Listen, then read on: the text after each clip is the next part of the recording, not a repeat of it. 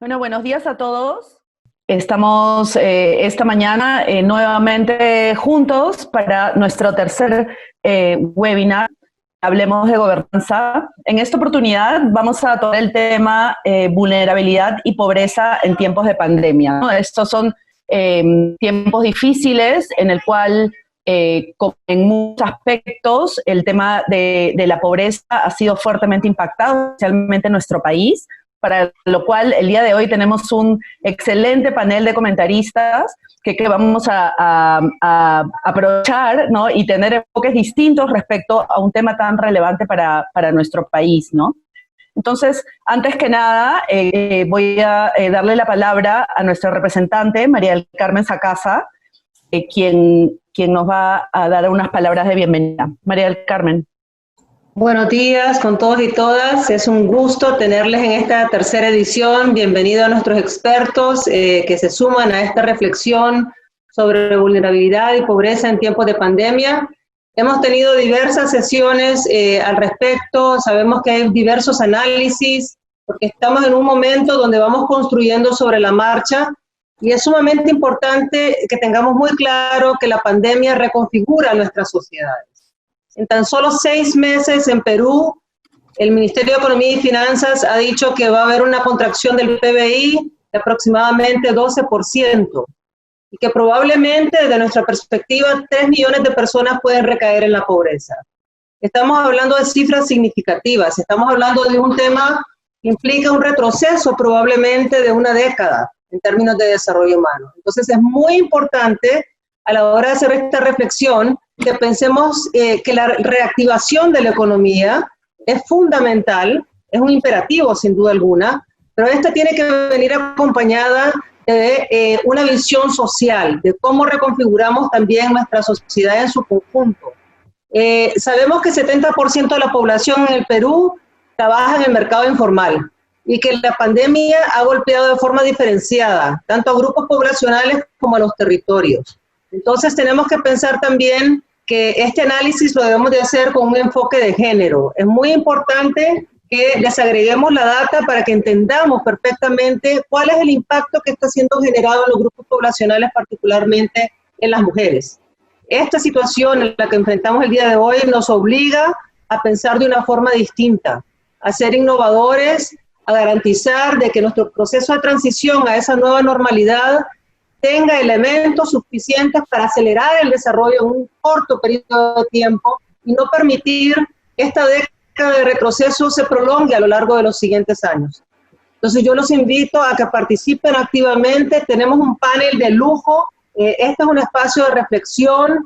Queremos contar con su participación activa y esperamos poder construir a partir de ello propuestas innovadoras que permitan a los tomadores de decisiones avanzar en sus políticas.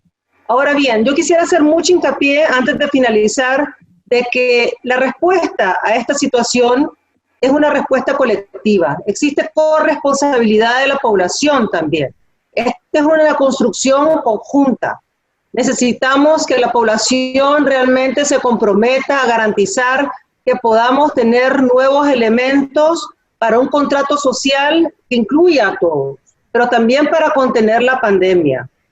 Estamos sumamente preocupados y preocupadas porque realmente las cifras continúan incrementando, pero eso requiere también que los grupos poblacionales entiendan de que esto es responsabilidad nuestra también. Así que yo los invito a que hagan una reflexión, que entendamos de que los enfoques tienen que ser distintos a futuro, necesitamos disrupción digital, necesitamos un nuevo contrato social, necesitamos enfoques de economía verde, tiene que ser diferente. No podemos volver a lo que había antes. Muchas gracias. Muchas gracias, María del Carmen. Y bueno, y con estas palabras motivadoras de inicio, vamos a darle la palabra a Angelo Costó, no sin antes también saludar la presencia. Ya tenemos ya 125 personas, ya van sumando las personas que conectando a través del Zoom, también estamos en Facebook Live, ¿no? Quería saludar a nuestro coordinador residente, a unos congresistas que estoy viendo que se están conectando también. Muchas gracias por acompañarnos en este webinar. Entonces, con ustedes, ahora voy a dejarles a Ángelo.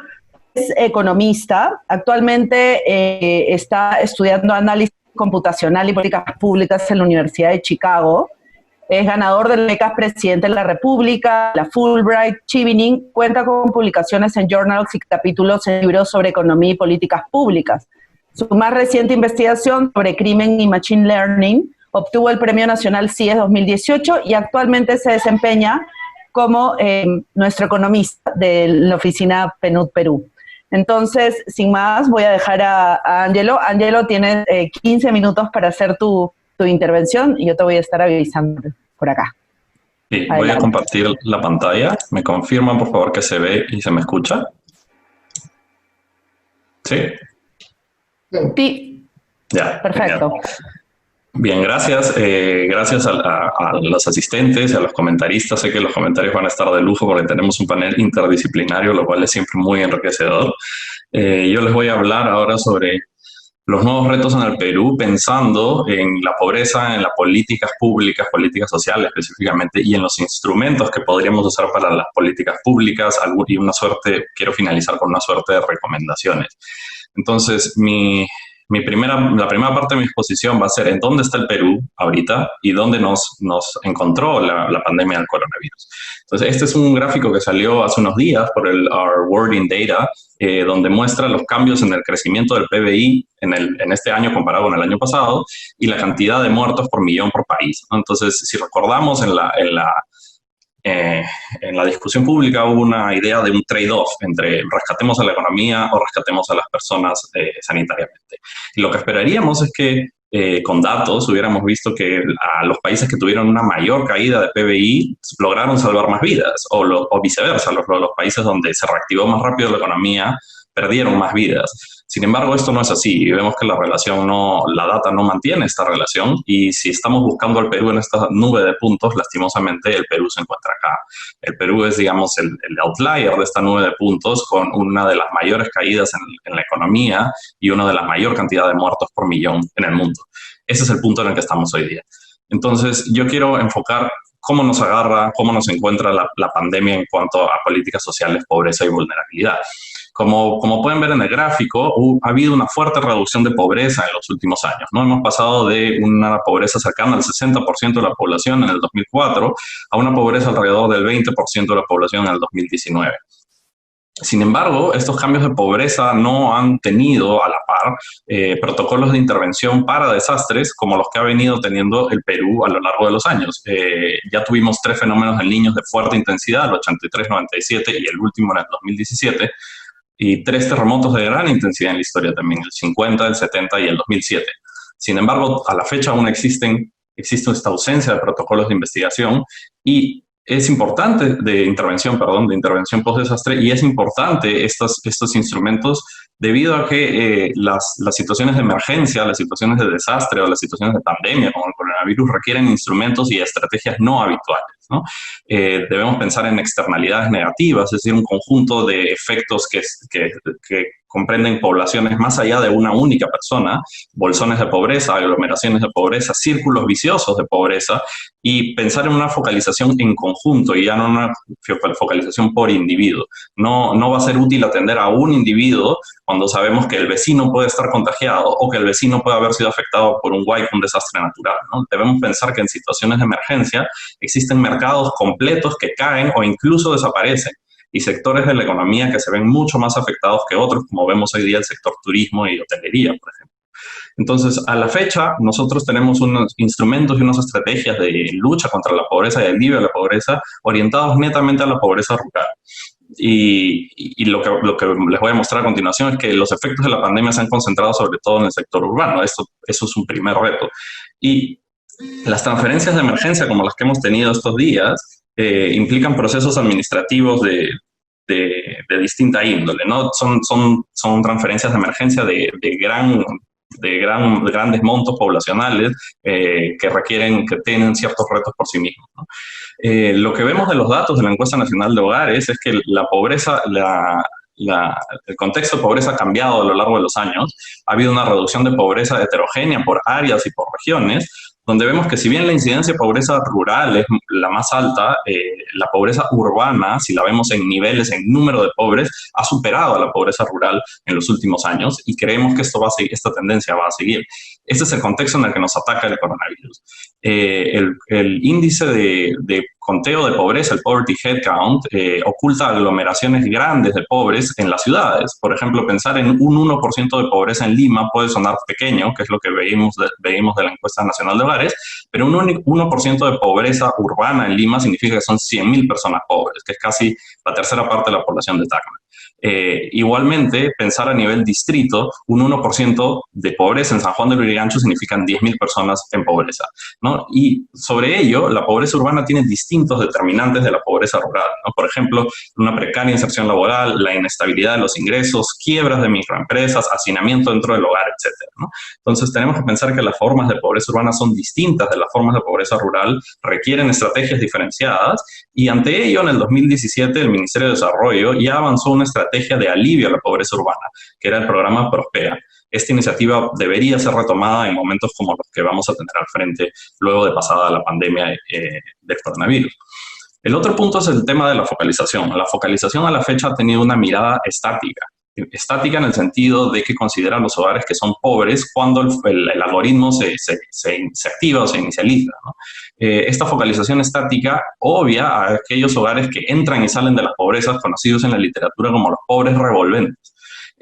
Nosotros podemos ver en la Encuesta Nacional de Hogares que cerca del 9% de hogares no pobres se vuelve pobre cada año. Es decir, tenemos un 9% de hogares que caen a la pobreza cada año y no logran sostener su salida de la pobreza. Esto lo hemos estudiado junto a Javier Herrera en un paper del 2016, donde hicimos una metodología para identificar a los hogares vulnerables como aquellos hogares con alta probabilidad de caída.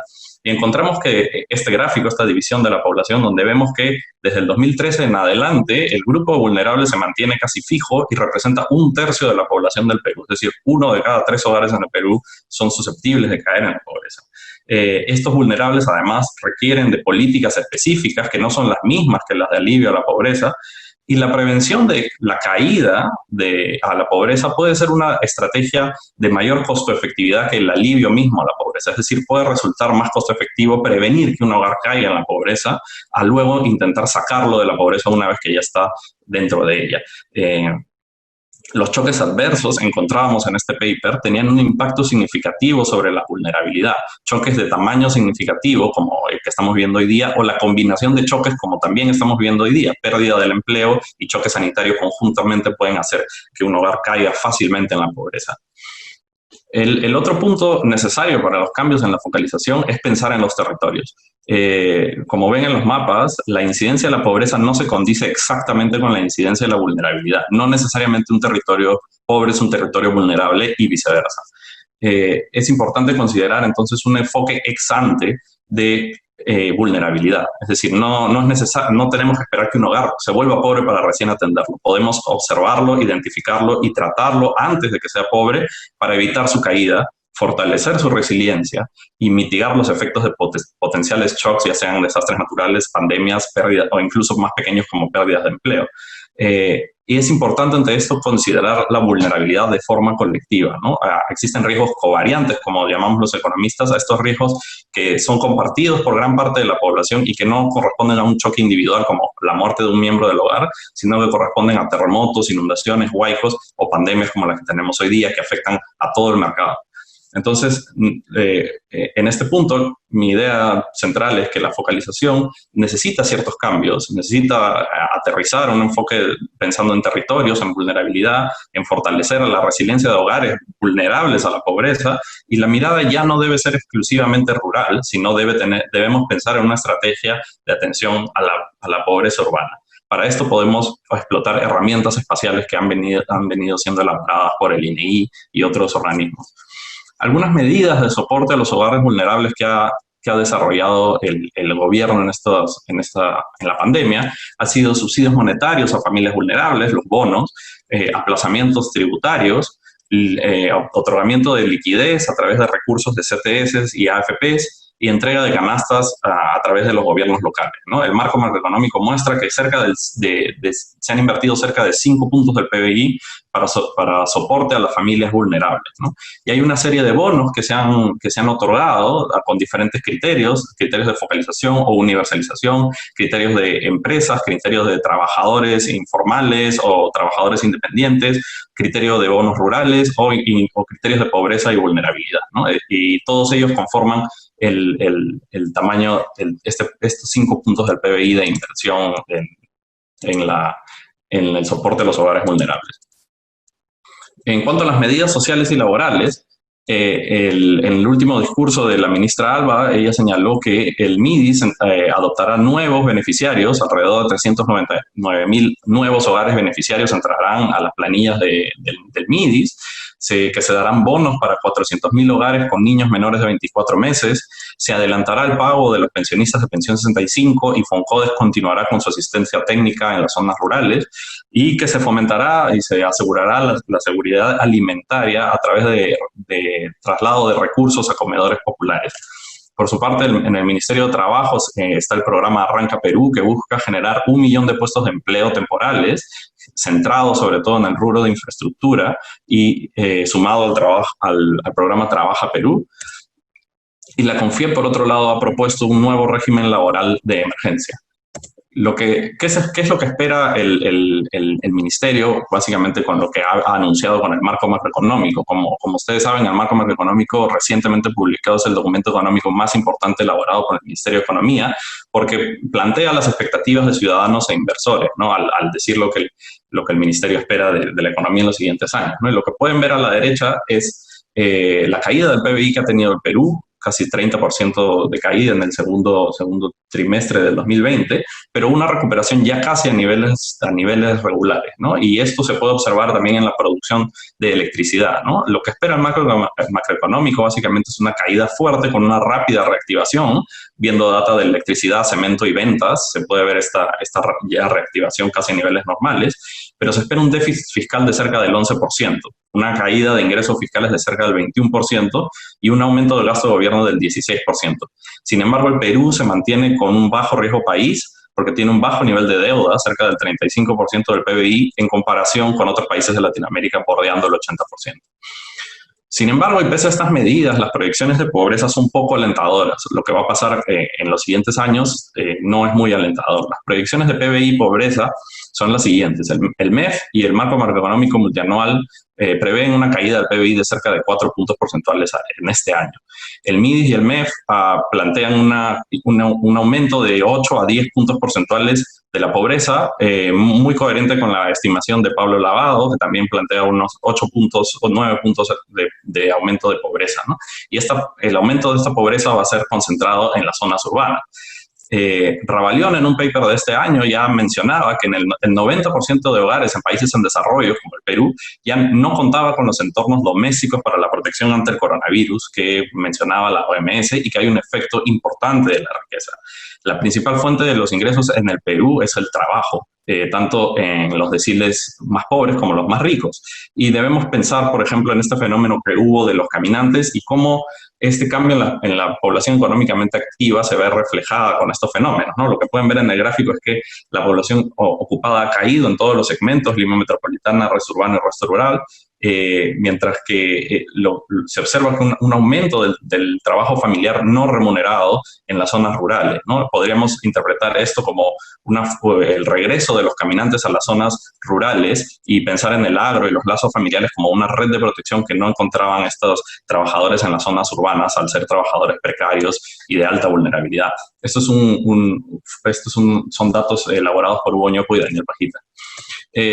Algunas de las propuestas para atender la pobreza, la vulnerabilidad y la pobreza urbana en los siguientes años es que la data no debe ser un cuello de botella, ¿no? En la actualidad se utilizan aún registros muy desactualizados y tenemos una gran necesidad de actualizar e interconectar los datos administrativos, ¿no? Los primeros bonos elaborados por el MIDIS y el Ministerio de Trabajo utilizaron datos del Padrón General de Hogares que tenían una alta antigüedad de registro, ¿no? Lo que se puede ver en esta pequeña tabla es que los hogares no pobres tenían entre 48 y 59 meses dentro del Padrón General de Hogares sin haber sido actualizados. Es decir, si estos hogares hubieran sido vulnerables, muy probablemente hayan caído en pobreza en esos 60 meses y no los vamos a ver con la focalización si utilizamos estos datos.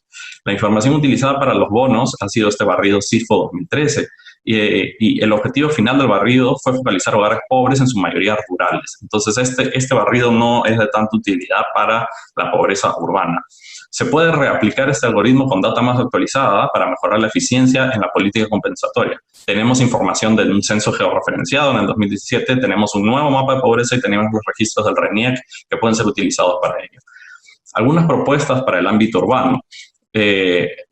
Actualmente tenemos una ausencia de instrumentos en lucha contra la pobreza urbana, pero se puede utilizar la información del censo, información georreferenciada para mapear espacialmente bolsones de pobreza, ¿no? Ver más allá de los límites administrativos, como se ve en este mapa, que es una división de Barranco y lo que se denomina Surco Viejo, y poder ver la pobreza extrema urbana, que tal vez la incidencia es muy pequeña, pero los valores en niveles son importantes. No se han utilizado hasta ahora mapas de pobreza a nivel de núcleos urbanos, sin embargo, estos están disponibles con la información del INEI, que ha hecho importantes avances en la construcción de estos instrumentos que deberían ser validados e incluidos como una herramienta de política social. Por otro lado, también está la pobreza extrema con un bajo nivel de incidencia. Ya las encuestas nacionales de hogares nos decían que la incidencia de la pobreza extrema urbana era menor al 1%, lo cual hace que su identificación por métodos clásicos sea muy difícil. Sin embargo, 1 de cada 3 pobres extremos es urbano. Acá está de nuevo el criterio de niveles versus el criterio de ratio de pobreza. Entonces tenemos en el Perú, con datos de 2019, cerca de 275,000 pobres extremos urbanos. Las herramientas geográficas son las que nos van a permitir acercarnos e identificar a estos pobres extremos, incluso a nivel de manzana, como se muestra en este gráfico, que es un ejemplo para el cercado de Lima, ¿no? Existen bolsones de pobreza donde se aglomeran las privaciones y se aglomeran geográficamente los pobres extremos, que pueden ser utilizados para la focalización e incluso para el otorgamiento de canastas, como lo han venido haciendo los gobiernos locales. Y finalmente, otra propuesta es el uso de nuevas técnicas y datos, ¿no? En el Perú, la focalización está a cargo del Sistema Nacional de Focalización bajo el gobierno del MIDIS, que utiliza un algoritmo denominado Proximintest. Sin embargo, hay nuevas mejoras a este algoritmo del Proximintest, como el uso de herramientas de aprendizaje automático Machine Learning.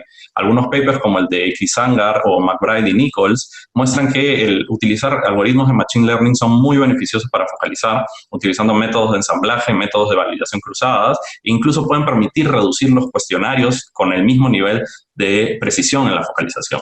El otro punto es poder utilizar grandes bases de datos o Big Data, como sugieren estos autores, Bloomstock y coautores y Yang y coautores, que utilizan diferentes técnicas. El primero de ellos utiliza una predicción en áreas menores a un nivel granular muy desagregado, utilizando datos de llamadas de celulares y puntos GPS, que son datos que hemos visto que se han utilizado para la pandemia, para datos de movilidad.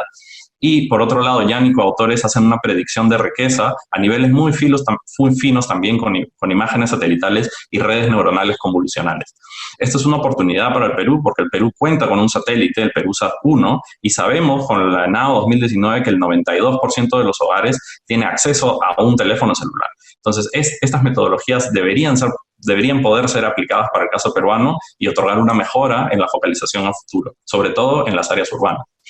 Finalmente, quiero acabar con 5 desafíos pendientes en la política social. El primero de ellos es claramente definir un protocolo de política social en emergencia. Y este protocolo debe tener diferencias según el tipo de choque, sea un choque sanitario, sea un choque de desastre natural, para tener una claridad en las herramientas y objetivos que se van a plantear cuando ocurre una emergencia, sea del tipo que sea. El segundo punto es contar con una estrategia de lucha contra distintas dimensiones de la pobreza urbana. No podemos simplemente trasplantar lo que conocemos de la pobreza rural a la pobreza urbana, sino requiere repensar y estudiar lo que significa la pobreza urbana, las dimensiones, las causas y las herramientas estadísticas y técnicas para poder abordar este fenómeno. A las dificultades tradicionales de la focalización se agrega ahora la necesidad de actuar de manera inmediata con la emergencia. Sin embargo, eso no debe quitar la mentalidad de tomar decisiones basadas en evidencia. Tenemos información estadística, cualitativa, geográfica, que debe ser utilizada como evidencia para la toma de decisiones, ya sea en emergencia o en los planes de largo plazo. Es importante también mejorar la calidad de registros administrativos, asegurar la interconexión y actualización de bases administrativas, censales y encuestas de hogares, explotar la geolocalización, ubicar a los beneficiarios y facilitar la focalización del ministerio. Ir más allá de los límites administrativos y políticos va a ser importante acá también. Y finalmente, considerar a la población vulnerable. La metodología de identificación de la vulnerabilidad ya existe y es de rápida implementación, incluso en áreas menores y en áreas subdistritales. Prevenir la caída en pobreza puede resultar entonces una estrategia de mayor costo y efectividad que plantear estrategias de alivio a la pobreza. Bien, creo que me he pasado unos minutos, pero muchas gracias. Muchas gracias, y gracias también por respetar los tiempos. En realidad, bastante bien en función de tiempos. Realmente es súper interesante. Primero, ¿no? Nos reafirmamos en que cualquier política pública para un tema tan importante como este, ¿no? En este caso, frente a una caída tan fuerte, ¿no? y el aumento de pobreza en el país, ¿no? Tener estrategias diferentes desde el Estado y realmente poder, lo que dijiste al final, ¿no? O sea, prevenir antes que aliviar. Creo que esto es algo que todos tenemos que interiorizarlo y llevarlo a los hacedores de políticas públicas, ¿no? Y la data existe y las técnicas también existen, ¿no? Entonces, a veces es importante saber que existen y hacer uso de ellas para lograr los objetivos planteados. Bueno, antes de darle la palabra a Marcela, quisiera decirles que hay una sección de preguntas y respuestas, ¿no? Ya estamos recibiendo algunas preguntas y respuestas y desde ahí vamos a poder después dar un espacio para una conversación, ¿no? Ya tenemos más de 300 personas conectadas y bueno, agradecer nuevamente por acompañarnos en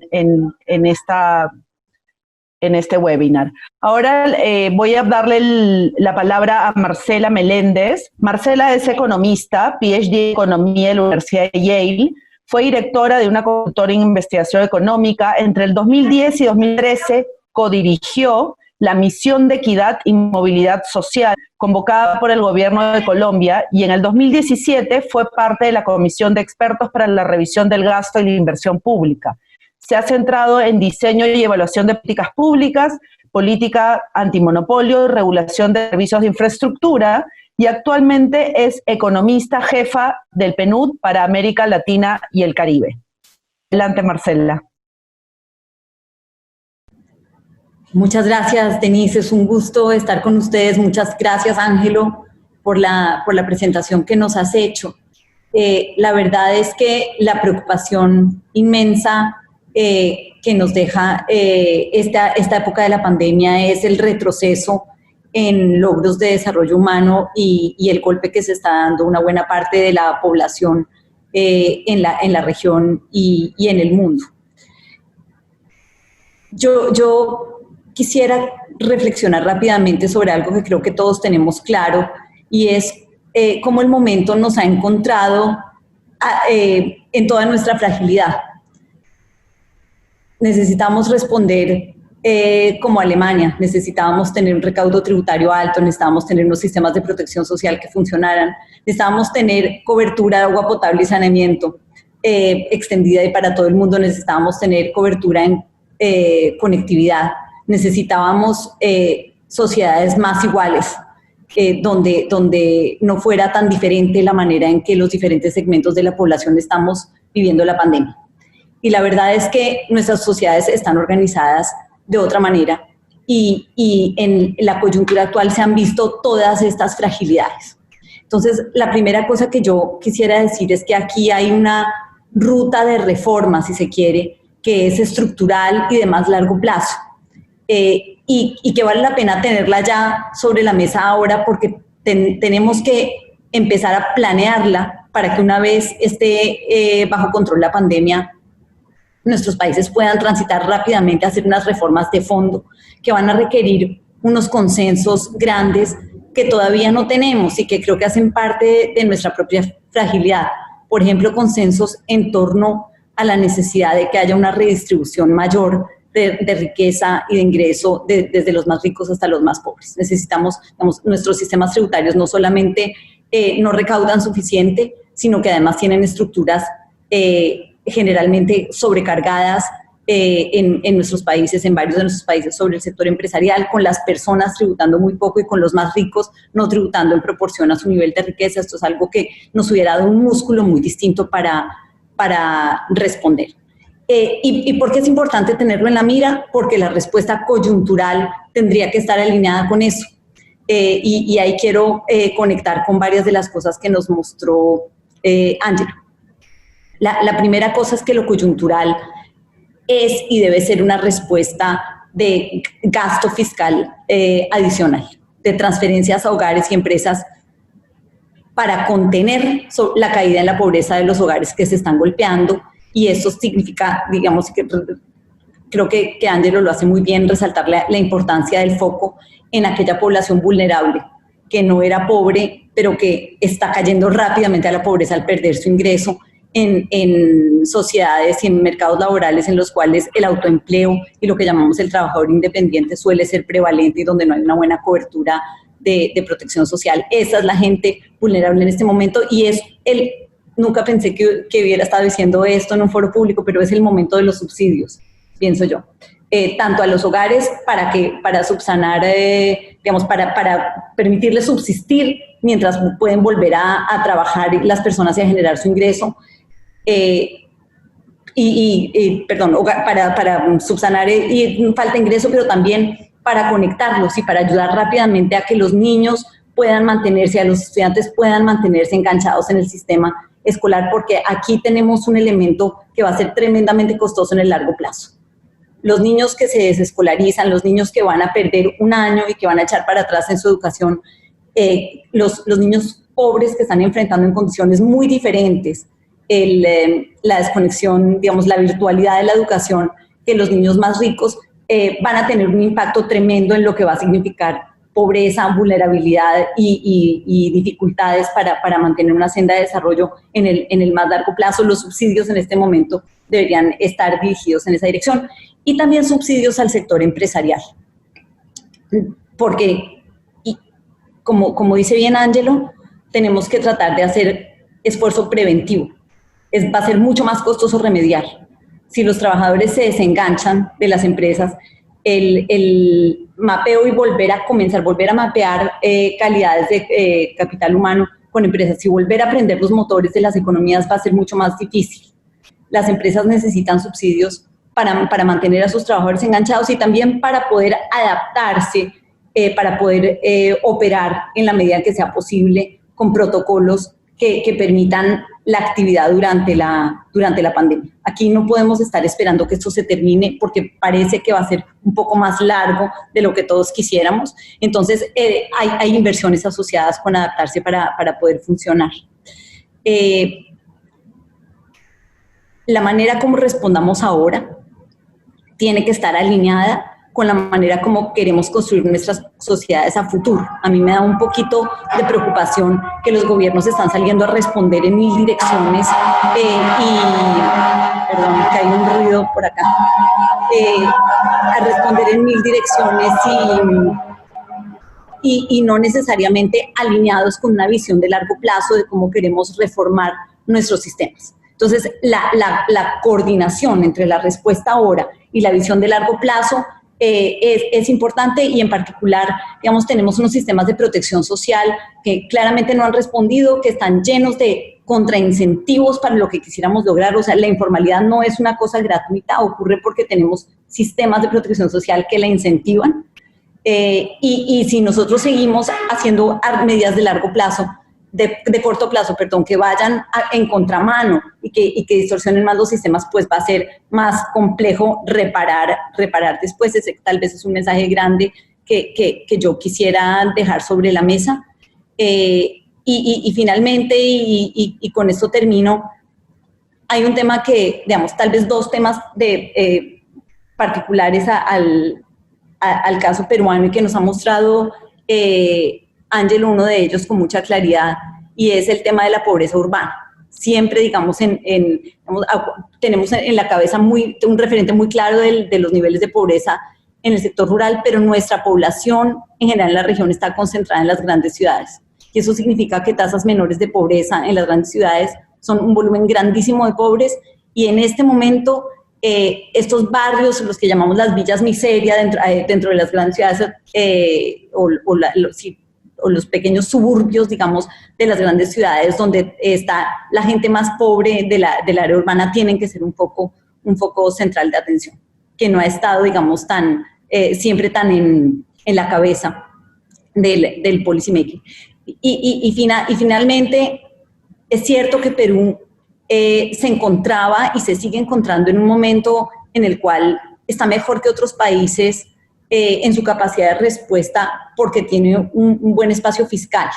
Eso significa que tiene espacio para aumentar la deuda pública y poder responder de manera importante. El paquete de estímulo de Perú ha sido uno de los más grandes como proporción del PIB de toda la región, y sin embargo hay un comentario que quisiera hacer. Es difícil cuando uno mira los números entender exactamente a qué se refiere cómo estamos cuantificando ese gasto, porque una buena parte del gasto está en garantías al sector empresarial para que pueda acceder a créditos y en cosas que se ejecutarían en el futuro. Yo pienso que esto es una equivocación en Perú y en otros países de la región que han abordado lo mismo, porque lo que requiere uno en este momento es caja ahora, y es posible que las garantías no sean suficientes para que el sector financiero le suelte al sector productivo los ingresos que requiere para pasar este periodo. La crisis que estamos viviendo es una crisis que desde el punto de vista de la economía no es una crisis estructural, es una crisis causada por las decisiones que estamos teniendo que tomar para controlar una crisis sanitaria. Eso debería ser una buena noticia en el sentido de que una vez controlada la crisis sanitaria, los motores se deberían volver a prender. Entonces, el reto es ayudar para que no se apaguen totalmente, porque reparar luego, como dice bien Ángelo, es mucho más costoso que prevenir. Creo que con eso termino. Muchísimas gracias. Muchas gracias, Marcela. Realmente creo que has tocado puntos súper importantes, ¿no? El tema de las reformas a largo plazo, ¿no? Y la coordinación entre las medidas que se están tomando ahora con una mirada de largo plazo, creo que es algo que en nuestro país especialmente tenemos que tener muy en cuenta, ¿no? Quisiera recordarles que hay un espacio para preguntas y respuestas. Estamos recibiendo muchísimas preguntas, sin embargo también hay algunas personas que están levantando la manito, entonces por favor hay que canalizar las preguntas y respuestas a través del Q&A que sale ahí en la pantalla. Voy a darle la palabra a nuestro siguiente panelista. Tenemos con nosotros a Martín Tanaka. Él es doctor en Ciencia Política por la Flaxo, fue director general del Instituto de Estudios Peruanos. Sus temas de investigación comprenden democracia, Estado, política y partidos, movimientos sociales, participación ciudadana y conflictos, cultura política e historia de pensamiento político en Perú y América Latina. Tiene publicaciones en el Instituto de Estudios Peruanos, Cambridge University Press, Stanford University Press, Hopkins University Press, Brookings Institutions Press, Lion Rainier Publishers, la Fundación Pablo Iglesias, entre otros, el Instituto de Estudios Sociales del UNAM, la Universidad de Londres, entre otros. Es director de la Escuela de Gobierno y Políticas Públicas y del doctorado en Ciencia Política y Gobierno de la PUC. Así que es una mirada desde la ciencia política que parece muy interesante al tema que se nos presenta en esta ocasión. Te doy la palabra, Martín. Buenos días, muchas gracias, Denise, María del Carmen por la invitación, y bueno, y a todos por seguirnos en esta conversación. Yo tengo 4 puntos que quisiera comentar de la presentación de Ángelo tan interesante. A ver, mi primer punto tiene que ver con la lógica de la focalización que hemos seguido hasta el momento, y cómo ello ha marcado la respuesta gubernamental en esta primera etapa, digamos, de combate al COVID, y cómo eso, digámoslo así, limita las estrategias que habría que seguir hacia adelante, ¿no? Como se ha visto, Ángelo partía pues de una paradoja, ¿no es cierto? Perú le ha ido muy mal en lo económico y le ha ido muy mal en aspectos sanitarios. Hace un momento Marcela también recordaba que Perú también lanza un programa muy ambicioso, ¿no es cierto?, de medidas en contra del COVID, en el terreno económico y en el terreno social, con los bonos, ¿no? Bueno, pero allí... ¿qué es lo que estamos constatando, no? Hemos constatado que entonces tenemos un Estado que tiene serios problemas de implementación, se propone hacer cosas y luego se demora mucho y le resulta muy complicado llevar a la práctica lo que se propuso hacer, a pesar de que tiene financiamiento para hacerlo, digamos. Hay problemas burocráticos y problemas de coordinación. Por ejemplo, el papel de los gobiernos locales ha llamado la atención, digamos, ¿no? Los problemas de coordinación con las regiones, con los gobiernos locales. Pero luego también hay un tema que tiene que ver con el criterio de focalización, ¿no es cierto? Y ha habido, como sabemos, una gran discusión en el sentido de que, caramba, nos hemos complicado la vida por mantener un criterio de ser muy escrupulosos en términos de focalización, cuando quizá deberíamos habernos relajado mucho más respecto al criterio, apuntar a un segmento un poco más grande, digámoslo así, y no tener miedo de problemas, digamos, de que terminen recibiendo familias que no necesariamente son las más vulnerables, ¿no? Pero habría, y esto sale de la comparación entre Perú y otros países de la región, una suerte de obsesión por ser hipereficientes en los criterios de focalización, ¿no es cierto? Ahora, esto me lleva a un siguiente tema, ¿no? Esa obsesión por tener el uso más eficiente de los recursos tiene que ver pues con una herencia y tiene que ver con un contexto político, ¿no es cierto?, en el cual, digámoslo así, el temor al despilfarro fiscal, a las políticas populistas, ¿no es cierto?, que heredamos desde la década de los años 90, metió, digámoslo así, entre los decisores de política y las autoridades políticas esta suerte de obsesión, ¿no es cierto?, sabemos y digamos que ha conspirado en contra de propuestas que iban por el lado de, digamos, apostar por esquemas más universales, digamos, ¿no? O mucho más generales.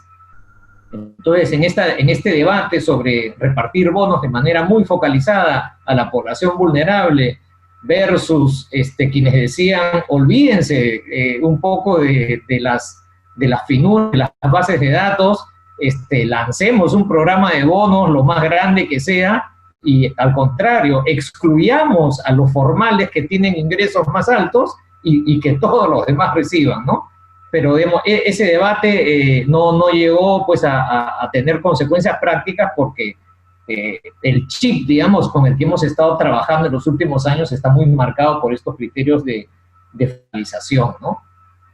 Esto yo sumaría el hecho de que hay percepciones públicas que son muy relevantes y que habría que trabajar para cambiar, para que un cambio de esquema sea posible, ¿no? Es decir, hay muchísima desconfianza en la autoridad política de todos niveles, nacional, regional y local.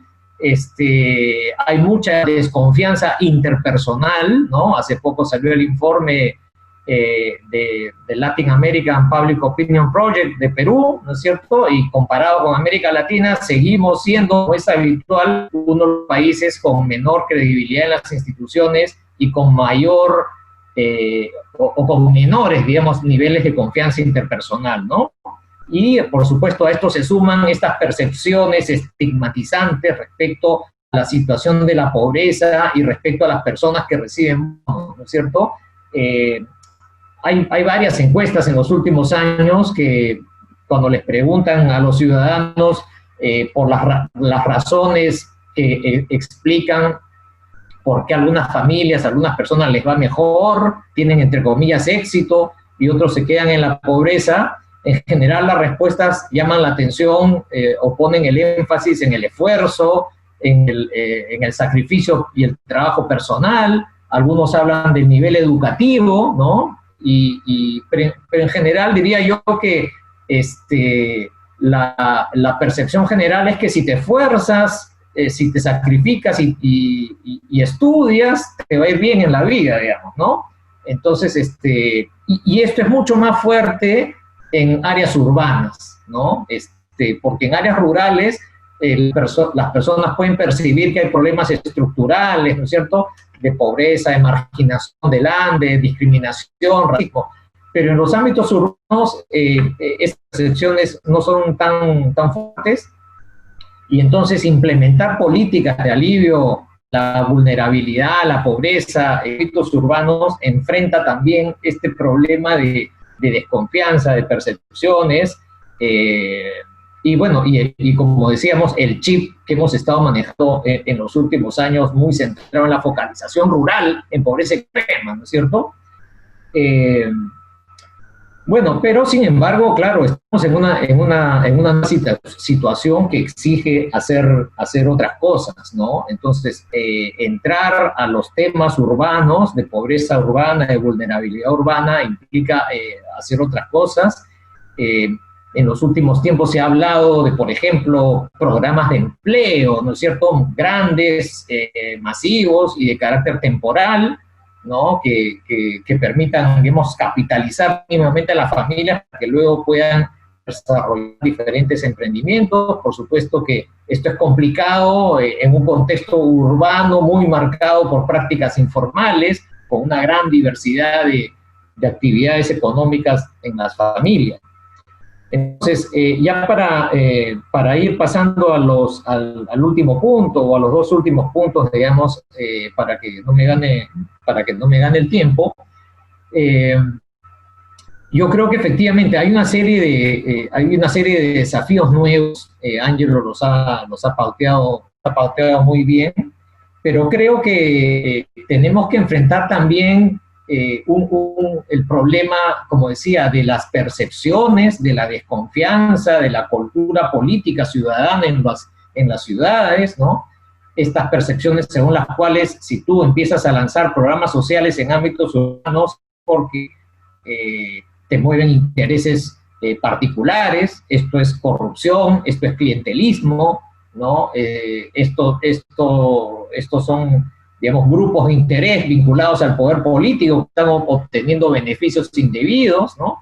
Qué sé yo, pensemos en los reportajes periodísticos, el programa de vaso de leche en las ciudades, o muchas veces comedores populares también, ¿no es cierto? Siempre es la denuncia de que hay un contubernio entre las organizaciones sociales y las autoridades municipales, y hay intereses subalternos detrás.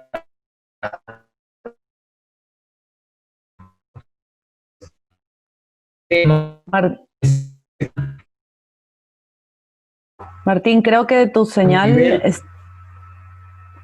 ¿Perdón? se quedó un poquito, no, es que tu señal se quedó un poquito paralizada. Ahora sí, otra vez. Sí, se me congela a veces. Decía que hay que hacer un cambio drástico en cuanto a las percepciones, las mentalidades a nivel de la opinión pública en general, de la cultura de los ciudadanos y por supuesto a nivel de los políticos y de los decisores, ¿no?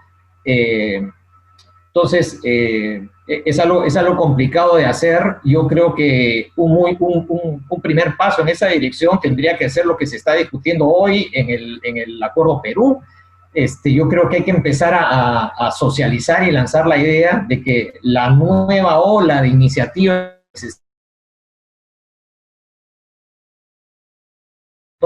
y como que hay que hacer ese trabajo de convencimiento a las autoridades de que ahora son otras tareas y que las consideraciones que manejábamos en el pasado ya no se sostienen para atender los problemas de hoy y que hay que trabajar también sobre la percepción de los ciudadanos, pero sin un liderazgo político claro que hable en esa dirección, yo creo que lamentablemente va a ser muy difícil que los decisores se atrevan, digámoslo así, a desafiar el sentido común existente, ¿no? Con eso termino, gracias. Muchas gracias, Martín. Creo que definitivamente una mirada distinta, pero importante, ¿no? Realmente tener siempre en cuenta que acá se trata de una crisis no solamente económica y humanitaria, sino que es una crisis de gobernanza, ¿no? Y el tema de la desconfianza ciudadana, el tema de la desconfianza en las instituciones puede realmente marcar, ¿no? Ciertos problemas para la construcción técnico-política, digamos, de las políticas públicas, ¿no? El pobreza urbana, que también Marcela lo pauteó y Ángelo, creo que definitivamente es uno de nuestros puntos en agenda más importantes, ¿no? Y con eso, además, eso me da también pie a pasar a Norma, que es una de las personas que más ha trabajado el tema de pobreza urbana en el país también. Norma es antropóloga especializada en políticas públicas, investigadora principal y docente del Departamento de Ciencias Sociales de la Universidad Católica del Perú, científica social dedicada a construir puentes entre la antropología, las políticas públicas, la economía y la innovación para avanzar en la reducción de pobreza e incrementar la prosperidad social. Investigadora principal y profesora del Departamento de Ciencias Sociales de la Pontificia Universidad Católica del Perú, en Política Social y Desarrollo por la London School of Economics y licenciada en Antropología de la Católica, especializada en políticas sociales, desarrollo económico e interculturalidad. Es promotora en la aplicación de metodologías etnográficas y cualitativas para el diseño, implementación y evaluación de políticas, programas y servicios en el sector público y en el sector privado. Fue miembro del grupo temático en Ciencias Sociales convocado por el Ministerio de Salud, creado en el marco de las acciones del Gobierno de Perú para responder al COVID. Miembro de la Alianza para la Eliminación de la Pobreza Rural en América Latina, del Consejo Asesor Internacional de On Think Tanks, y cofundadora del Grupo Sofía, Red de Mujeres Profesionales en Ciencias Sociales. Te doy la palabra, Norma. Bien, muchas gracias, Denise, muchas gracias al PNUD por la invitación para sumarme a este panel tan interesante con colegas destacados, de quienes he aprendido mucho a través de sus investigaciones en estos años. Muchas gracias también a todas las personas que nos acompañan. Realmente es muy estimulante ver también cómo a través del chat van aportando a este debate, esta reflexión colectiva, ¿no? Frente a lo que nos plantea Ángelo en la presentación, ¿no? Que a mí me ha parecido también muy interesante y muy claro, ¿no? El mensaje, ¿no? Que es más costo efectivo prevenir que aliviar, ¿no? Entonces, frente a ello, ¿cómo respondemos, ¿no? ¿Cómo respondemos desde la institucionalidad y cómo respondemos desde también el fortalecimiento de la política social que tenemos en el Perú, ¿no? Entonces, como sabemos, se ha explicado muy claramente, esta pandemia está generando impactos fuertes en la pobreza y en la vulnerabilidad del país. La data de empleo también ha salido, es ciertamente preocupante. Esto debería ser, digamos, una motivación para que la sociedad en general, ¿no? Tanto quienes se especializan en estos temas, pero también la sociedad en su conjunto, comprenda que uno de los principales retos que vamos a enfrentar como país de cara al bicentenario es precisamente generar nuevas soluciones a este reto de la pobreza, ¿no? De alguna manera, antes de la pandemia ya estaba claro que el Perú tenía que hacer una serie de mejoras en materia de protección social de cara a una reforma del sistema. Digamos que la pandemia ha enfatizado la urgencia de algunos de esos cambios, ¿no? Y en esa perspectiva había estructurado mi comentario en 4 ejes, ¿no? La primera, El gran reto es evitar que el choque temporal que supone la pandemia en pobreza, vulnerabilidad de empleo, se vuelva o se traslade en impactos de largo plazo. Entonces, ¿qué tenemos que hacer? Claramente, y un poco en la perspectiva también de lo que planteaba Marcela al inicio, ¿no?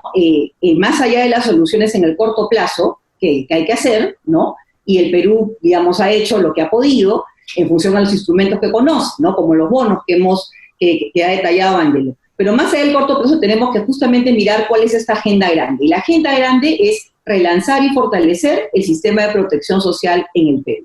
Porque el que tenemos ya no da para el tipo de retos y el tipo de país que tenemos hoy en día. Eso ya lo sabíamos antes de la pandemia. Ahora, de cara a los retos de la pandemia, claramente hay dos ejes en el cual tenemos que caminar al mismo tiempo. Es muy desafiante, pero es posible.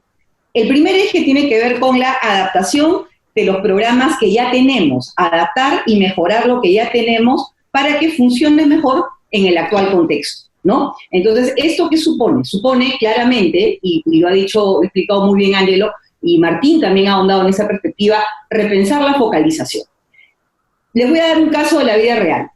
Hasta el año 2014, Madre de Dios, todos conocemos Madre de Dios en la Selva, es una de las regiones donde sabemos que además de existir una serie de retos ambientales, también existen problemas de esclavitud y de trata muy severos en la minería ilegal. Bueno, pues les cuento que hasta el 2014 en Madre de Dios no podrían ingresar, no entraban los principales programas dirigidos a los sectores de pobres extremos, básicamente por una cuestión de la fórmula de focalización. ¿Por qué? Porque Madre de Dios, como saben, suele salir como una de las regiones menos pobres del Perú, bajo la métrica de la pobreza monetaria. Eso se abordó en el año 2014, hubo un instrumento político específico para los pueblos indígenas que generó una focalización a nivel de comunidad. Podemos discutir en otro espacio si digamos, 5 años después, qué efectos tuvo, pero lo que les quiero enfatizar con ese ejemplo es que, de acuerdo, tenemos que basar las políticas en evidencia y, como señala Ángelo, tenemos que mejorar el conjunto de datos disponibles, pero también preguntémonos sobre lo que no nos dice la evidencia y cómo complementamos esa lectura de la realidad, ¿no? Entonces, claramente hay toda una agenda importantísima en la identificación de los vulnerables y mejora de focalización. Otra agenda importantísima tiene que ver con cómo mejoramos, cómo fortalecemos las capacidades de los gobiernos subnacionales en materia de las prestaciones de protección social. He visto en el chat nos acompañan representantes de municipios distritales a lo largo del país. Los municipios distritales, por ejemplo, son los responsables de la focalización en el Perú, son los que recogen la información, ¿no? Y en este contexto de pandemia han recibido, digamos, una carga de responsabilidad muy importante, ¿no? En el proceso de implementación. La pregunta es qué tanto hemos fortalecido sus capacidades para ser también prestadores de servicios alrededor de la protección social. No mucho, en realidad, y eso es algo que tendría que cambiar. ¿Por qué? Porque estamos acostumbrados en el Perú a pensar que los programas sociales son de gestión centralizada, que en efecto lo son, ¿no? Y es uno de los temas que deberíamos ver a mediano plazo, una evolución hacia un mayor rol de los gobiernos subnacionales en la prestación de servicios de, por ejemplo, soporte a la pobreza, ¿no? Protección social. Otro tema también importante en cuanto a la adaptación de programas y estrategias existentes, ¿no? Sabemos que, bueno, muchos de los programas que tienen que ver con acompañamiento van a tener que repensarse en estos tiempos de distanciamiento social, pero quería destacar un tema crítico que mencionó María del Carmen al inicio, ¿no? El tema de género y cómo repensamos también esto, que sea una oportunidad para hacer que, sobre todo los programas que van dirigidos a los segmentos más pobres, no sigan cargando todo el peso de la responsabilidad en las mujeres en su condición de madres. Esa es la historia en el Perú y en buena parte de América Latina, ¿no? Ahora, el segundo eje, como les decía, un primer eje tiene que ver con adaptación de lo que tenemos, mejorar lo que tenemos. El segundo eje tiene que ver con innovación. ¿Innovación para qué? En principio, para responder a los vacíos y a los pendientes históricos de la política social peruana. Y ahí claramente el tema urbano está hace buen tiempo pendiente. Y si algo ha hecho la pandemia es de alguna manera recordarnos que no debimos haber dejado ese tema para después, ¿no? Y ahí, digamos, la buena noticia es que el Perú algo pudo haber avanzado alrededor de, como decía Ángelo, Prospera y otras iniciativas que se han hecho desde el Estado que había que rescatar, revisar y actualizar a la actual coyuntura de la pandemia. y quedando claro que en el tema urbano, además del rol de los bonos como una estrategia, digamos, protectora en el corto plazo, es crítico el tema de empleo y es crítico también el tema del cuidado, ¿no? Y la generación de servicios de cuidado, que son también otro de los temas pendientes que tenemos en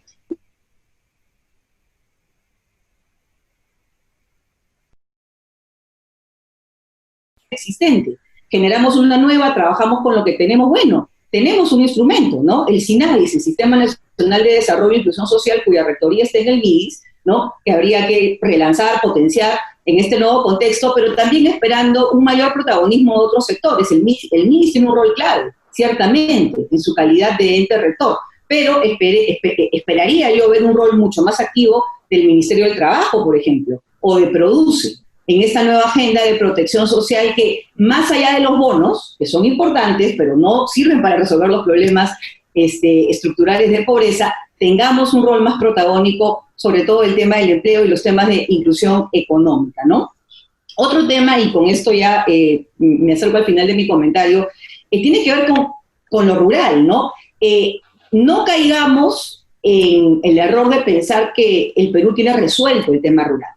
Es verdad, es cierto que el Estado peruano en general tiene mayor capacidad instalada, implementando programas de alivio de pobreza en zonas rurales, porque ha sido, de alguna manera, el ámbito priorizado bajo la lógica de bolsones de pobreza y por buenas razones. Eso es lo que hemos venido haciendo en los últimos 15 años, ¿no? Pero como bien señalan en el chat, hay una representante de Conveagro que hace una reflexión muy importante. Claramente hay una serie de desafíos pendientes alrededor de, por ejemplo, la articulación al mercado, ¿no? De una serie de iniciativas que han querido fomentar el desarrollo productivo, ¿no? Que han priorizado más la parte de asistencia técnica y menos la parte de articulación y encadenamiento al mercado, pero también hay otro tema importante con el tema rural, y que tiene que ver con claramente el asunto de la innovación. La política de atención, alivio, superación a la pobreza que hemos tenido en el Perú hacia el mundo rural ha sido estándar, ha tratado de igual a la costa, a la sierra y a la selva. Y ya es hora que abordemos aterrizajes territoriales. Y el ejemplo más claro de esa necesidad es la Amazonía, que es posiblemente la región más incomprendida por la gestión pública a lo largo de las últimas décadas y que en materia específica de pobreza y vulnerabilidad requiere una atención puntual. Y en ese sentido, por ejemplo, el PNUD ha hecho un aporte muy importante con el último informe de densidad del Estado que presentaron el año pasado. Por ejemplo, datos contundentes. De las 10 provincias del Perú con el menor índice de densidad del Estado, 5 están en Loreto. 5 de 10. O sea, esto para mí es un dato, por ejemplo, muy revelador, que ya debemos dejar de pensar que la estrategia rural debe seguir tratando a los territorios de manera estandarizada. Eso claramente ayudó hasta cierto punto, hoy en día ya no es suficiente, y con eso lo que les quiero decir es que no se trata que digamos, ya lo rural lo tenemos resuelto, ahora hagamos lo urbano. No, tenemos que jugar los dos partidos en paralelo. En el ámbito rural tenemos que acercarnos más a estrategias relevantes a territorios, como el caso de la Amazonía que les he comentado. Y en el ámbito urbano nos va a tocar empezar en muchos casos desde cero, sobre la base de la data que señala Ángelo, pero también sobre la base de una generación de una capacidad estatal para ello, ¿no? Finalmente, quería hacer una última reflexión alrededor de la importancia de la generación de consensos, ¿no? Para apoyar, para brindar legitimidad social a esta agenda de una mayor protección social. Yo coincido plenamente con lo señalado con Marcela, compartimos, es crítico. Cuando pensamos en cambios en protección social, estamos acostumbrados a pensar en una retórica de millones que aumentas, millones que agregas, indicadores que mueves, y eso está bien. Pero recordemos que para que todo esto suceda en el Perú, vamos a realmente requerir cambios en la forma como se opera la recaudación. Esa es una discusión específica, ¿no? Pero no podemos separar la discusión de protección social con discusiones vinculadas a la tributación. Y la pregunta es, ¿qué tanto la sociedad peruana apoya una agenda de una mayor protección social, sobre todo aquella dirigida a los sectores más pobres y vulnerables? Antes de la pandemia, valgan verdades, no mucho. Incluso habíamos observado que en los últimos discursos presidenciales la pobreza iba desapareciendo en el conjunto de prioridades, ¿no? O en el conjunto de temas, digamos, que se levantaban. Habíamos de alguna manera llegado a una especie de zona de confort, ¿no? Con el paquete de programas que teníamos. llegó la pandemia, yo creo que nos revela que tenemos que hacer las cosas distintas, pero yo quiero pensar, y de alguna manera es mi expectativa, si quieren ustedes, o mi ilusión, es que esta situación tan difícil que nos ha tocado vivir como país nos haga realmente reflexionar como peruanos, como sociedad, sobre la importancia de tener estos sistemas solidarios y que van a requerir un compromiso de la ciudadanía a través de temas concretos como la tributación. Lo que pasa es que ese es un tema sobre el cual tenemos que hacer, aún diría yo, mayor sensibilización en la sociedad, ¿no? Pero también yo creo que es fundamental comprender que hay mucho también de lo que tenemos que aprender desde las propias estrategias que están haciendo las personas fuera de los programas sociales para responder a esta situación, y ahí también podemos encontrar elementos de innovación y de inspiración para enfrentar este enorme reto que tenemos como sociedad. Gracias. Muchísimas gracias, Norma, por comentarios y por puntualizar algunas miradas a la realidad, ¿no? El tema de la Amazonía, el tema de los consensos, y si bien la pobreza urbana ha sido la más golpeada, rural es un tema pendiente, ¿no? Y que no debemos dejarlo de lado. Lo que voy a hacer ahora, como son muchísimas preguntas, voy a ir, hemos tratado de englobar estas preguntas, ¿no? Entonces voy a ir uno por uno y tienen 5 minutos para responder, ¿no? Algunas que ya ustedes las mismas las pueden ver en el Q&A, pero igual se las voy a, las he tratado de resumir, ¿no? Entonces, primero voy a darle la palabra a Ángelo para que las responda. Voy a hacerle algunas de las preguntas que se han hecho. Por ejemplo, ¿de qué manera se puede afinar geográficamente la data de pobreza a nivel de centros poblados? Aparte de los criterios de territorialidad de la producción para adultos mayores y discapacidad severa, ¿qué otros criterios de intervención sugieren? ¿De qué manera los representantes de la sociedad civil, ¿no? Por ejemplo, dirigentes vecinales, pueden colaborar con el MIDIS y con INEI para mejorar el tema de la información y la focalización? Algunas preguntas están hablando a ver que el problema que enfrentaremos es que el mayor número de pobres estará en zonas urbanas, pero habrá mayor incidencia, es decir, tasa de pobreza en zonas rurales. En ese sentido, ¿qué son atender primero o prioritariamente? ¿Cómo pensar en metodologías que permitan acercarnos a una respuesta, ¿no? Entonces, hay varias preguntas, ya se las estoy enviando antes, ¿no? Pero te dejo, Ángelo, con el espacio para que las... Bien, voy a poner el timer para no pasarme el tiempo. Sí, son varias preguntas, también las estaba viendo, así que voy a tratar de abordar la mayor cantidad. Tal vez retomando el mismo orden en las que las propusiste, primero sobre la data geográfica, ¿no? Y cómo se puede obtener, afinar la data de pobreza a nivel subnacionales, subdistritales, ¿no? Subcentros poblados, centros urbanos, etcétera. Para esto tenemos, como mostraba en algunos de los slides, la información de los censos, ¿no? El último censo, el Censo de Población y Vivienda del 2017, tiene una desagregación al nivel que se quiera, porque es un censo, no tiene un error estadístico más allá de los errores no muestrales. Entonces podemos lograr desagregaciones a nivel de manzanas, si queremos, ¿no? Que son los más pequeños, y poder ir subiendo, digamos, a centros poblados, centros urbanos, barrios, distritos, provincias, regiones, etcétera. Entonces, en este punto, el censo y el mapa de pobreza, que ya está elaborado por el INEI, es un instrumento clave para identificar la pobreza a nivel subnacional, subdistrital. Y ante ello también, conjunto con la Comisión de Pobreza del INEI, a la cual pertenezco, estamos en la elaboración del mapa de vulnerabilidad. Es decir, es un mapa, tal como el mapa de pobreza, pero que identifica los hogares vulnerables. Este va a ser claramente uno de estos inputs necesarios para la focalización geográfica a nivel muy granular en el territorio.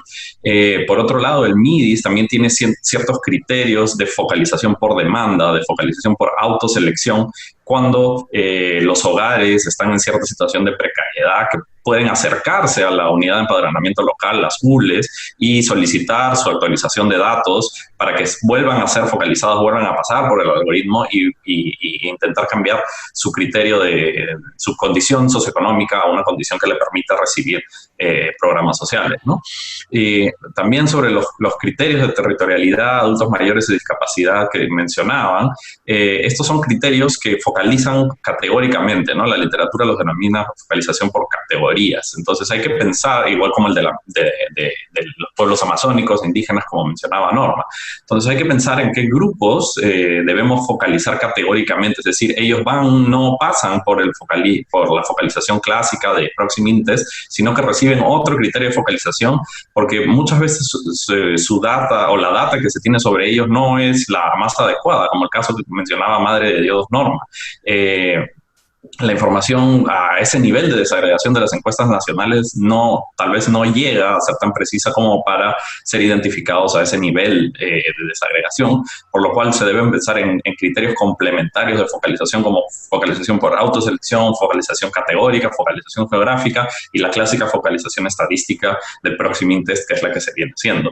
Y ante ellos yo priorizaría el criterio de vulnerabilidad, el criterio de riesgo en caída, pobreza, y el criterio de riesgo ante algún choque, ya sea de desastre natural, choque sanitario, epidemiológico, ¿no? Los representantes de la sociedad civil, que se mencionaban en las preguntas, pueden tener un rol importante en la focalización, en el recojo de datos y en estas ULES, en las unidades de empadronamiento local, ¿no? Acá ellos tienen una tarea muy importante en refocalizar o volver a levantar los datos de aquellos hogares que fueron erróneamente focalizados, porque tenemos que recordar que cualquier algoritmo estadístico va a tener errores. Es parte de la definición de un modelo estadístico. Y vamos a tener errores de los dos tipos, como mencionaba Martín, errores de exclusión y errores de inclusión. Entonces debemos pensar en cuál debe ser nuestra prioridad ahorita. Yo creería que nuestra prioridad debe ser el error de inclusión, es decir, debemos tratar de abarcar mayor población, y si se introducen algunos hogares que no necesariamente los merecen, bueno, es un costo menor al de dejar a un hogar en situación de precariedad sin ninguna atención del sector público, de las políticas públicas, ¿no? Y sobre los bonos, quería mencionarles que hace 2 días acaba de salir un paper por un premio Nobel, por Banerjee, el premio Nobel del año pasado de Economía, con evidencia causal sobre los bonos y el Universal Basic Income, el ingreso universal o la renta universal. Y lo que ellos encuentran es que en este paper es que los bonos o el ingreso universal dado a ciertos conjuntos de poblaciones mejoró en contextos de pandemia el bienestar de la población, la situación de hambre, la situación de enfermedad, la depresión, y redujo las visitas al hospital, lo cual es un primer indicio de que podría tener unos efectos sanitarios importantes. También se encontró que se redujo las interacciones saliendo del hogar y en cuanto a las interacciones sociales. Y eso es importante, saber todo el abanico que puede tener, el abanico de impactos que pueden tener los bonos bien focalizados, bien entregados, y en cuanto a dimensiones de bienestar sanitarias y de movilidad en este periodo. Creo que ahí ya me pasé 5 minutos.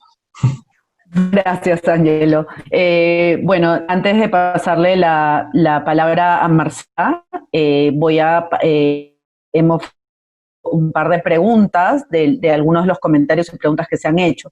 Una viene desde Ecuador, ¿no? Preguntan, ¿de qué manera un país con pocos ingresos fiscales puede refinanciarse para dirigir subsidios o aplicar políticas sin presupuesto? ¿Es entonces una opción recomendable ir por el endeudamiento? ¿No? ¿Y de qué manera un país con pocos ingresos fiscales puede refinanciarse para dirigir subsidios o aplicar políticas de presupuesto, ¿no? No, perdón, estoy haciendo la misma pregunta. La segunda, si la estrategia pasa por prevenir la pobreza, resulta importante enfocarse en el trabajo. Entonces, la pregunta es, si 3/4 de los ingresos de los hogares no pobres en el Perú dependen del trabajo, ¿qué se podría recomendar? Marcela. Gracias, Denise. Sobre la pregunta que llega desde Ecuador. El problema de la deuda no es la deuda en sí misma, sino tener la certeza de que uno va a poder pagarla, ¿no? Entonces, lo que uno pensaría, lo que yo contestaría es que este es un momento en que debemos ser heterodoxos un poco frente a lo que se ha pensado siempre desde la economía, y permitir niveles más altos de endeudamiento y niveles más altos de déficit fiscal que nos permitan responder de la manera más adecuada posible al momento con responsabilidad. Es decir, sabiendo que si nos endeudamos, de alguna manera tenemos un plan de largo plazo sobre cómo se va a repagar esa deuda. ¿Qué ha hecho Ecuador? Que tiene una situación particular y distinta y difícil, digamos, frente a otros países por estar dolarizado en este momento. Ecuador está reestructurando sus deudas. Lo que está haciendo es hacer acuerdos con los grandes prestamistas, tanto el gobierno de China, tanto los acreedores, los prestamistas privados, como con los multilaterales y el Fondo Monetario, de manera que pueda minimizar la carga de los pagos de esa deuda en el corto plazo para liberar flujo de caja, tirarlos hacia adelante, ojalá con negocios que signifiquen que la deuda no se encarece, y con eso abrir espacio para aumentar el gasto. Es un gobierno que está haciendo un gran esfuerzo por aumentar el gasto, que se encuentra apretado, pero que tiene esto como opción, y sí, Ecuador, en la medida en que haya recursos y pueda prever cómo pagarlos, debe incurrir niveles más altos de deuda. Aparte de lo que uno ve con preocupación es que muchos de nuestros países en la región tal vez no están aumentando la deuda tanto como debieran. Algunos de ellos porque no pueden hacerlo, algunos, pero otros porque no están tomando esas decisiones por cautela y por ortodoxia fiscal. ¿Qué quiere decir planeación de largo plazo? Quiere decir que uno tiene que tener un plan de reforma tributaria en la cual, a través de la generación de un mayor recaudo tributario, pueda repagar la deuda. Eso es un reto, pero tenemos que entender que ese es el camino para poder gastar más ahora. Tal vez esto sobre Ecuador. Sobre la pregunta de ¿y qué hacemos si las ayudas deben ir a los trabajadores y 3/4 partes de los hogares en Perú tienen ingresos de trabajo como su principal fuente de manutención?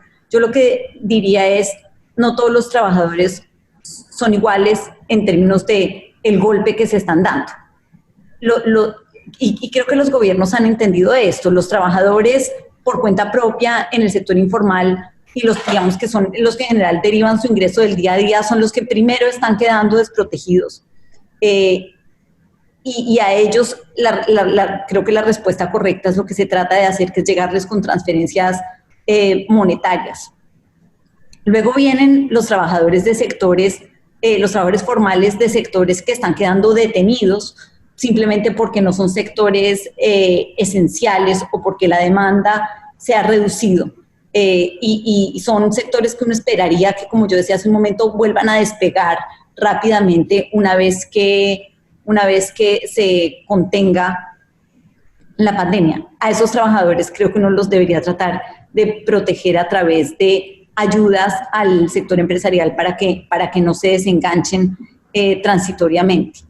Y luego hay, digámoslo, unos trabajadores que pertenecen a sectores esenciales que han seguido funcionando, e incluso a sectores que están viendo incrementar su actividad y su riqueza durante la pandemia. Eso también existe, ¿no? Entonces, hay la segmentación de tipo de atención según el tipo de trabajador y según el sector al que pertenezca. Yo creo que es como la manera correcta de abordar esa pregunta de política. Es una pregunta difícil y ojalá pudiéramos llegarles a todos. La mayor dificultad realmente está con los que son más vulnerables, que son aquellos que tenían un trabajo independiente y que en general no existen en los registros del Estado. Ese es el gran reto que están enfrentando nuestros gobiernos. Muchas gracias, Marcela. Voy a tratar de ir rápidamente a las preguntas para Tanaka, ¿no? Ya nos estamos también dando con poco tiempo para todas las respuestas. Para Martín, pensando en los desafíos que se proponen, digamos, ¿cuál es el arreglo institucional y la gobernanza de la política social que se requiere para abordar de manera más integral y efectiva la prevención y mitigación de la pobreza tras la pandemia? Otra pregunta es, ¿qué explica que el Estado no se haya enfocado en políticas públicas con perspectiva para hacer frente a emergencias? ¿De qué manera se puede comprometer a tomadores de decisión de políticas públicas para el uso de la data en decisiones? Siendo, ya por otro lado, siendo la corrupción uno de los problemas importantes, y me alegra que esta pregunta apunte a eso, para la legitimidad y credibilidad del Estado, y habiéndose intensificado durante la pandemia, ¿de qué manera se puede restituir la crisis de confianza generalizada de la sociedad en el Estado peruano? Y finalmente, ya una pregunta más contextualizada a los últimos mensajes del presidente. ¿Es posible que el Pacto Perú sea más eficaz que el Acuerdo Nacional? ¿Qué podría recomendarse para que este instrumento logre la eficacia esperada? Te paso la palabra, Martín. Bueno, muchas gracias.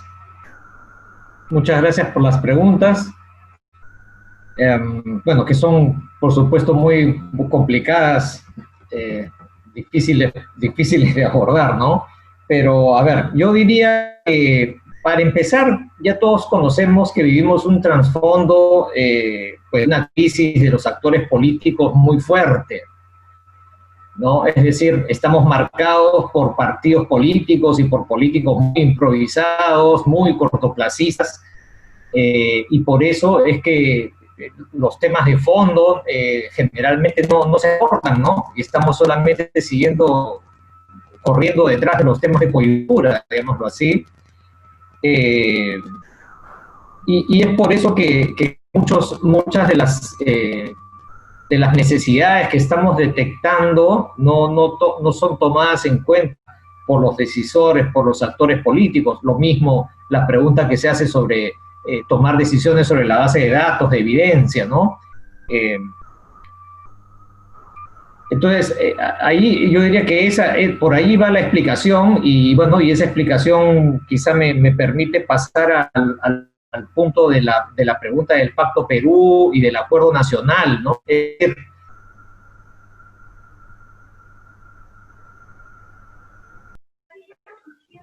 Creo que estamos teniendo un poco de dificultades con la señal de Martín.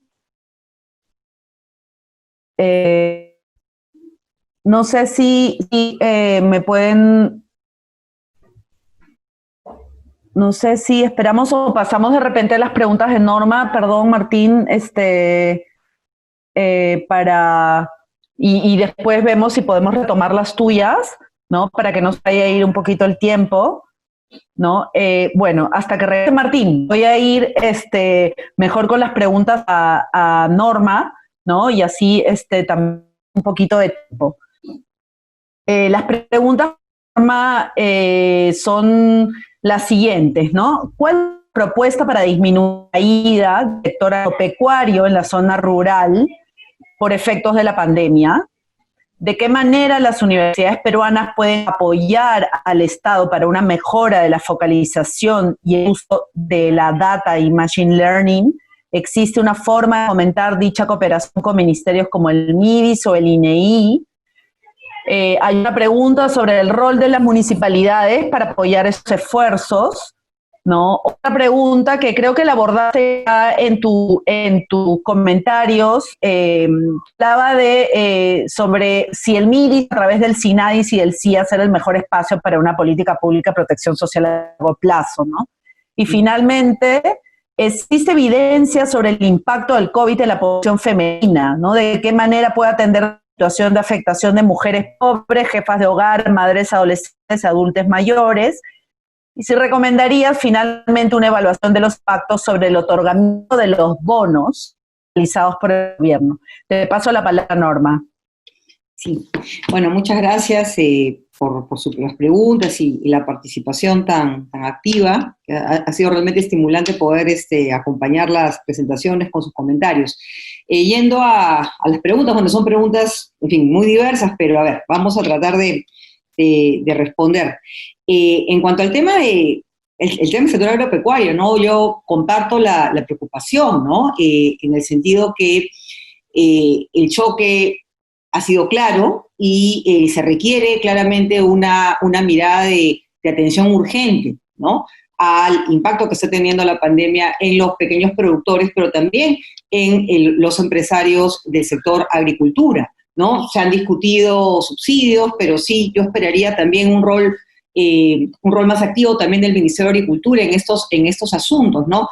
Entendiendo que tenemos que acá siempre mirar el corto y el mediano plazo a la vez, por más que pueda ser muy complejo, ¿no? O sea, estos subsidios van a servir para, de alguna manera, soportar el golpe, pero a la larga lo que siempre ha sido el reto con el sector agropecuario es cómo mejorar sus condiciones con los mercados más grandes, en términos de precio, en términos de eficiencia. Entonces ahí hay mucho todavía por hacer, ¿no? Sobre todo en lo que concierne a mejorar las condiciones para la pequeña agricultura familiar, ¿no?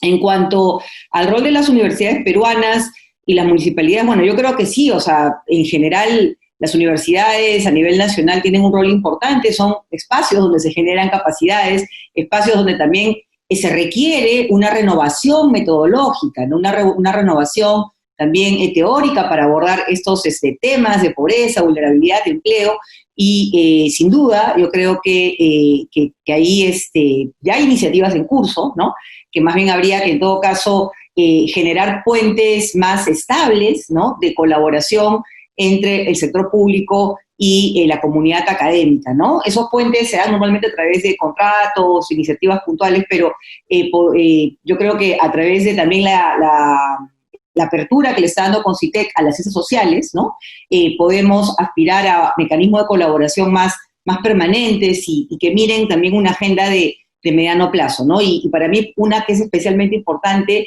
es continuar promoviendo que las políticas estén basadas en evidencia, pero comprendamos que la evidencia puede ser de muchas formas. Puede ser evidencia cuantitativa, puede ser evidencia cualitativa. Y en esa mirada mixta, yo creo que podemos avanzar mucho en este país, ¿no?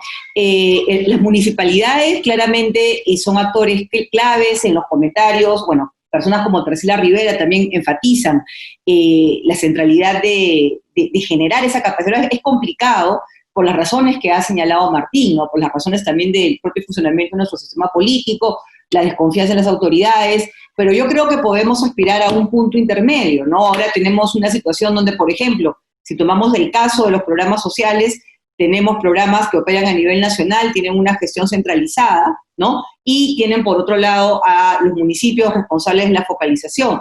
Yo creo que hacia el futuro no muy lejano deberíamos encontrar iniciativas renovadas, por ejemplo, alrededor de temas como respuestas al hambre, desde los gobiernos subnacionales, ¿no? Comedores populares, vaso de leche, son importantes, son respuestas que nos ayudaron en la crisis de los 80, pero yo creo que debemos también pensar que son respuestas que deben también adaptarse a este nuevo contexto y requieren también mayor escala y mayor rol desde los propios gobiernos subnacionales. No siempre el clientelismo va a ser un riesgo y ahí la veeduría ciudadana va a ser ciertamente clave, ¿no? Pero también el rol de los municipios es muy importante para las iniciativas alrededor del empleo temporal, ¿no? Pero sí, totalmente de acuerdo con que debemos también pensar que es verdad, los municipios han tenido muchos desafíos, lo vimos claramente cuando se repartieron las canastas, una serie de problemas de implementación, ¿no? Pero también debemos reconocer que no ha sido tampoco un tema, no se ha priorizado tampoco el desarrollo de capacidades a nivel local para la prestación de servicios de protección social, ¿no?